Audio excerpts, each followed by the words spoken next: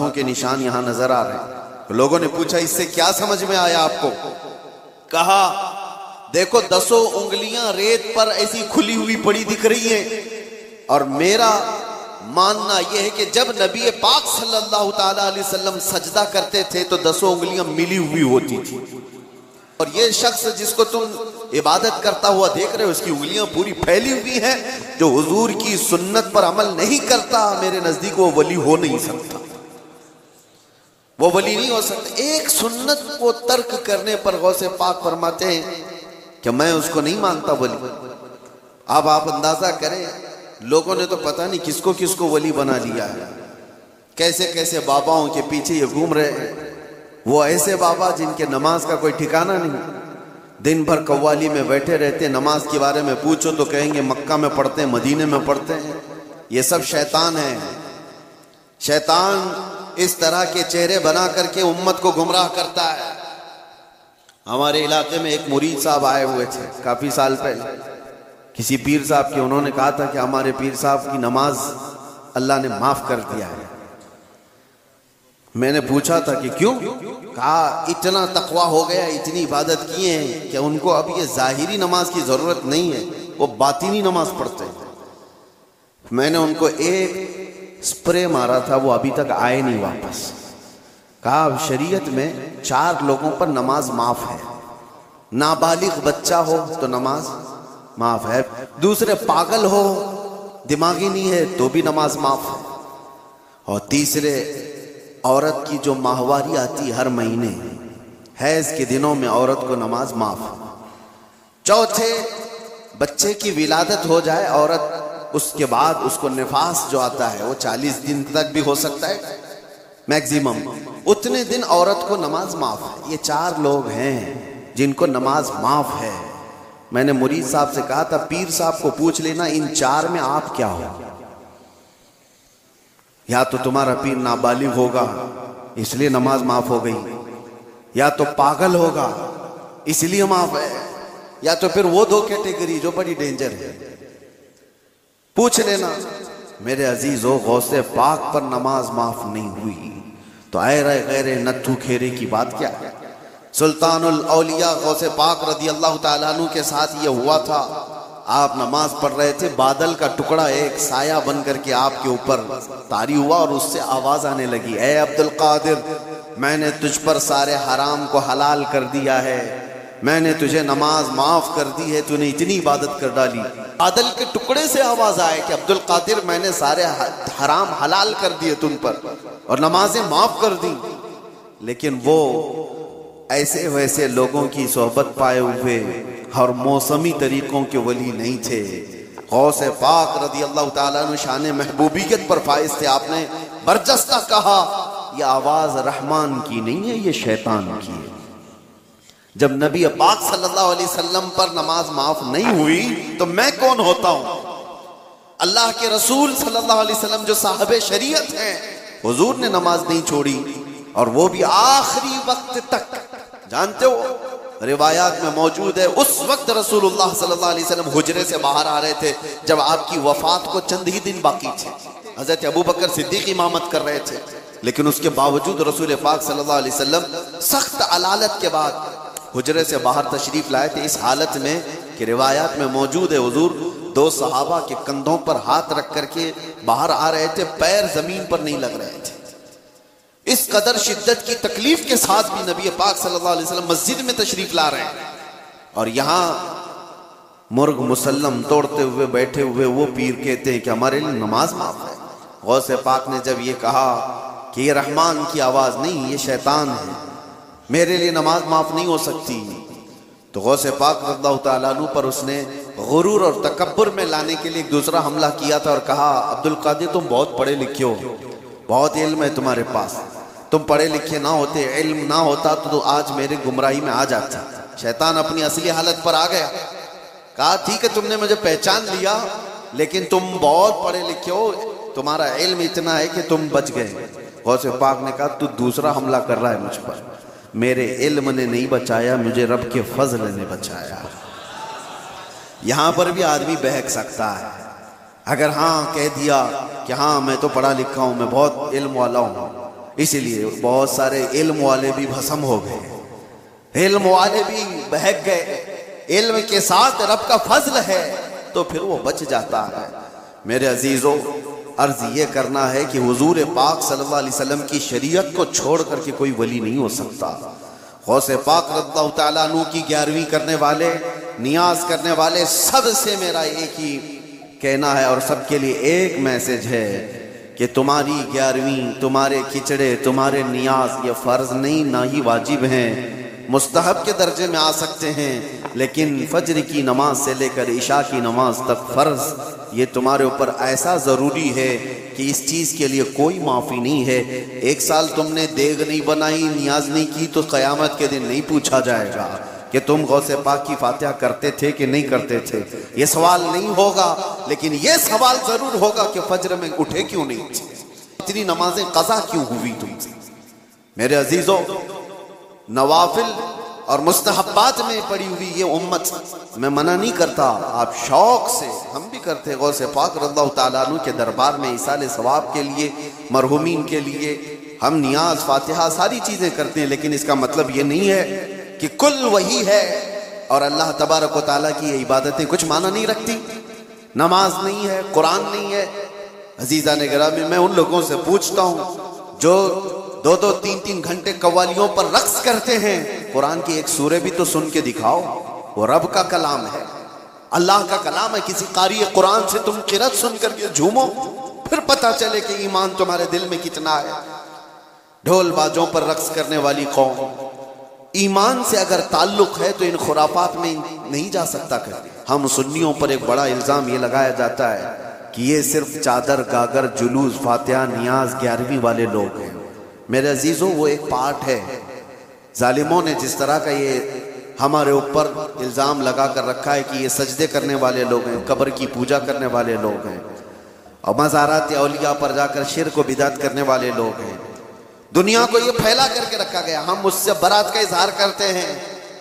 ہم سنی مزار کو سجدہ تو چھوڑو، ہم رسول کو بھی سجدہ نہیں کرتے۔ سجدہ صرف اور صرف اللہ وحدہ لا شریک کے لیے ہے، عبادت صرف اللہ رب العزت کے لیے ہے۔ سجدہ تو دور کی بات، جھکنا بھی جائز نہیں ہے، جھکنا بھی جائز نہیں ہے۔ ہم اس عقیدے کے حامل ہیں، الحمدللہ، مزارات پر جاتے ہیں تو شرک و بدعت کے لیے نہیں، میرے مصطفیٰ کے فرمان پر جاتے ہیں۔ اور رہی بات اولیاء کاملین کے مزارات پر جا کر دعا کرنا، یہ قرآن سے ہم اخذ کرتے ہیں کہ سیدنا زکریا علیہ السلام، زکریا علیہ السلام اللہ کے نبی ہیں، پتہ ہے بیت المقدس کے امام، قرآن میں ہے 3 پارے میں، سورہ آل عمران، آپ پڑھ کر کے دیکھنا، ان کو اولاد نہیں تھی، 90 سال کی قریب عمر ہو گئی تھی، لیکن اسی وقت بیت المقدس میں حضرت بی بی مریم کو لایا گیا تھا۔ ان کی والدہ حنا، ان کو بھی اولاد نہیں تھی، انہوں نے منت کی تھی کہ اللہ اگر ہم کو تو بیٹا دے تو ہم بیت المقدس کی خدمت میں وقف کریں گے۔ بیٹا نہیں ہوا، بیٹی ہوئی۔ منت کے مطابق انہوں نے اپنی بیٹی کا نام مریم رکھا اور لا کر کے بیت المقدس میں وقف کر دیا بچپن میں۔ تو کس کو دیا جائے گا؟ جو بیت المقدس کے امام تھے، متولی تھے، حضرت زکریا علیہ السلام، ان کے ہاتھ میں دیا گیا کہ بچی وقف ہے۔ حضرت زکریا علیہ السلام نے قبول کیا اور ایک محراب میں بچی کو رکھتے تھے۔ قرآن میں یہ ذکر ہے، میں بتا رہا ہوں آپ کو۔ اور حضرت زکریا علیہ السلام کہتے ہیں کلما دخل علیہا زکریا المحراب وجد عندها رزقا قالت یا مریم انا لکی هذا قالت هو من عند اللہ ان اللہ یرزق من یشاء بغیر حساب۔ جب حضرت زکریا علیہ السلام محراب مریم میں جاتے تو کہتے ہیں قسم قسم کے پھل وہاں پر رکھے ہوئے پاتے تھے۔ تو حضرت زکریا پوچھتے مریم یہ سب تیرے پاس کہاں سے آتا ہے؟ حضرت مریم کہتی ہے سب اللہ کی طرف سے ہے، اللہ جسے چاہے بے حساب رزق دیتا ہے۔ مریم کون ہے؟ نبی نہیں ہے حضرت مریم، ہاں اللہ کی ولیاں ہیں، پاکیزہ مقدس ہستی، لیکن ان کو اللہ تبارک و تعالیٰ نے وہ کرامات سے نوازا تھا، وہ بچپن میں پھل وغیرہ ان کو رزق کے طور پر پہنچ رہا تھا۔ اس کے بعد کی جو آیت ہے اب سنو، تعالیٰ فرماتا ہے ہنالک دعا زکریا ربہ قال رب ہب لی من لدنک ذریۃ طیبۃ انک سمیع الدعاء۔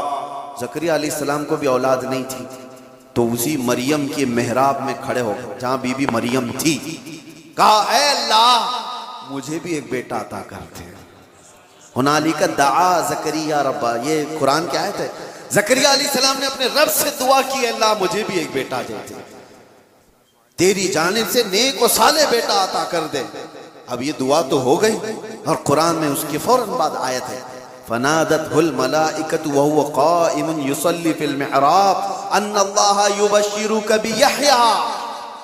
اسی وقت اللہ کے فرشتوں نے بشارت دے دی زکریا علیہ السلام کو، تمہاری دعا قبول ہو گئی اور یحییٰ علیہ السلام کی شکل میں تمہیں بیٹا ملنے والا۔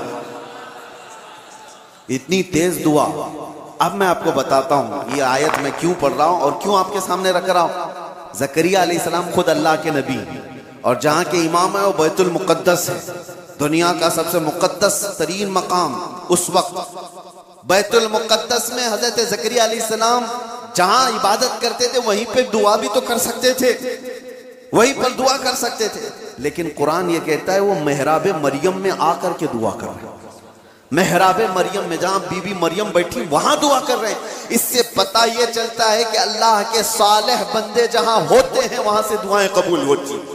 اللہ کے ولی رہا کرتے ہیں وہاں سے جب نبی کی دعا قبول ہوتی ہے تو پھر امتی کی کیوں نہیں قبول ہوتی؟ اور فوراً دعا قبول ہوئی اور بیٹا بھی ملا۔ اب یہ لوگ کہتے ہیں غریب نواز کے یہاں جاتے ہیں تو کیا بیٹا ملتا ہے؟ بیٹی ملتی ہے، اولاد مانگنے جاتے ہیں۔ ظالمو تمہیں پتہ نہیں زکریا علیہ السلام بی بی مریم کے پاس کھڑے ہو کر بیٹا مانگے تھے تو بیٹا نبی کی شکل میں ملا تھا۔ ہاں یہ نہیں ہے کہ وہ بی بی مریم سے مانگ رہے تھے، وہ اللہ سے مانگ رہے تھے، لیکن جگہ کون سی ہے؟ جگہ کا بھی اثر ہوتا ہے۔ ہاں ایک بات میں آپ کو بتا دوں کہ جگہ کا اگر اثر نہیں ہوتا تو مسجدیں اور یہ ساری چیزیں بنانے کی ضرورت کیا ہوتی؟ عبادت کرنے کے لیے بھی جگہ ہے، آپ کا ٹریٹمنٹ کرنے کے لیے ہاسپٹل میں بھی جگہ ہے، ہر چیز ایک ایک جگہ پر ہوتی ہے کہ نہیں ہوتی؟ ہوتی۔ جن لوگوں کا وہ ماننا ہے کہ کچھ بھی نہیں ضروری ہے وہاں جانا یہاں جانا، تو میں ان سے کہتا ہوں کبھی باتھ روم میں بیٹھ کر کے ڈاکٹر سے اپنا علاج کرا لو گے؟ جگہ تو جگہ ہی ہے، بیٹھے ہو نہیں ہے، آپ کو پتہ ہے اس کے لیے ہاسپٹل جانا ہوگا، اس کے بیڈ پر سونا ہوگا، وہاں پر وہ کچھ ٹریٹمنٹ کرے گا، کیا ضرورت ہے پوچھتے ڈاکٹر سے آ جاؤ میرے ٹوائلٹ میں علاج کر لو، یہیں انجیکشن لگا دو۔ میرے عزیزو گندگیوں میں بیٹھا ہوا آدمی وہ اپنا علاج کرانے کے لیے بھی اٹھ کر کے چلا جاتا ہے۔ بلا تشبیہ بلا تمثیل میں آپ سے کہہ رہا ہوں کہ ہم پتہ نہیں کیسے کیسے گناہوں میں مبتلا ہیں، یہاں سے نکل کر کے ہم ان پاک ستھری جگہوں میں جاتے ہیں جہاں اللہ کے ولی آرام فرما، اور اس جگہ پر کھڑے ہو کر ہم اللہ ہی سے دعا کرتے ہیں، اور پاکیزہ مقام کی برکت سے اللہ دعائیں قبول کرتا ہے۔ یہ ایک چیز نہیں ہے، ایسی کئی مثالیں ہیں، کئی مثالیں۔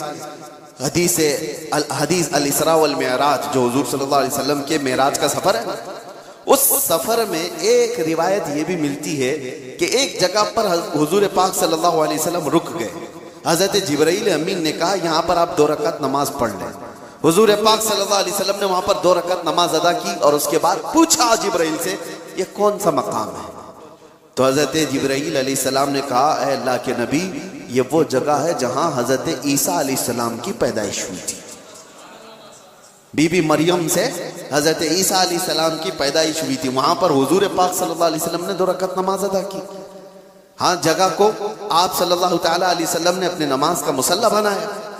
اس روایت سے میں آپ کو بتانا چاہتا ہوں جہاں عیسیٰ علیہ السلام پیدا ہوئے وہاں ہمارے نبی نماز پڑھے، اور جہاں میرے مصطفیٰ پیدا ہوئے ہو کیا وہ جگہ دعاؤں کی قبولیت کی نہیں ہو سکتی؟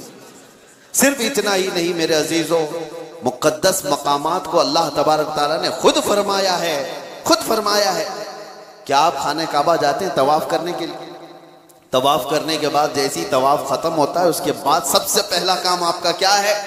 قرآن کہتا ہے پہلے پارے میں وَاتَّخِذُوا مِن مَقَامِ إِبْرَاهِيمَ مُصَلَّى، مقام ابراہیم کو اپنی نماز کی جگہ بنا لو۔ مقام ابراہیم ہے کیا چیز؟ ایک پتھر ہے، اس پر ابراہیم علیہ السلام کے 2 پیروں کے نشان ہیں، تو اس پتھر کے پاس رب تبارک و تعالیٰ فرماتا ہے تم اپنی نماز پڑھو، حاجی ہو کہ معتمر ہو کہ خالی طواف کرنے والا ہو، 7 چکر طواف کے بعد مقام ابراہیم پر وہ ضرور 2 رکعت نماز پڑھے گا۔ ان کو پتہ نہیں جو اعتراض کرنے والے وہ پوچھتے نہیں کہ پتھر کو عبادت کر رہے ہیں لوگ، یہاں پہ پتھر کو سجدہ کرنے جا رہے ہیں؟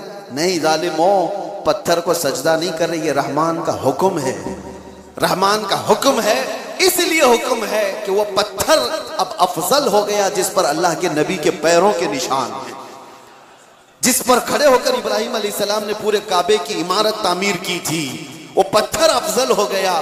اب آپ سوچو پتھر کھڑے ہونے والے نبی کی وجہ سے افضل ہے تو پھر وہ نبی کتنے افضل ہیں، ہاں ان کے قدم کتنے افضل ہیں۔ ہم تبرکات والے لوگ ہیں اس لیے ہم ان کی نہیں مانتے، ہم تو چھوٹی سی بھی کوئی چیز نسبت کی ملتی ہے تو ہم اس کو احترام سے سر آنکھوں پر رکھتے ہیں۔ آج بھی بحمدہ تعالیٰ حضور پاک صلی اللہ علیہ وسلم کے منہ مبارک پوری دنیا میں دیکھے تو سنیوں کے پاس ہی ملیں گے، کیونکہ قدر ان کو ہی ہے اور وہ چاہتے ہیں کہ حضور پاک صلی اللہ علیہ وسلم سے ریلیٹڈ جو بھی چیز ہے وہ عظمت والی ہے۔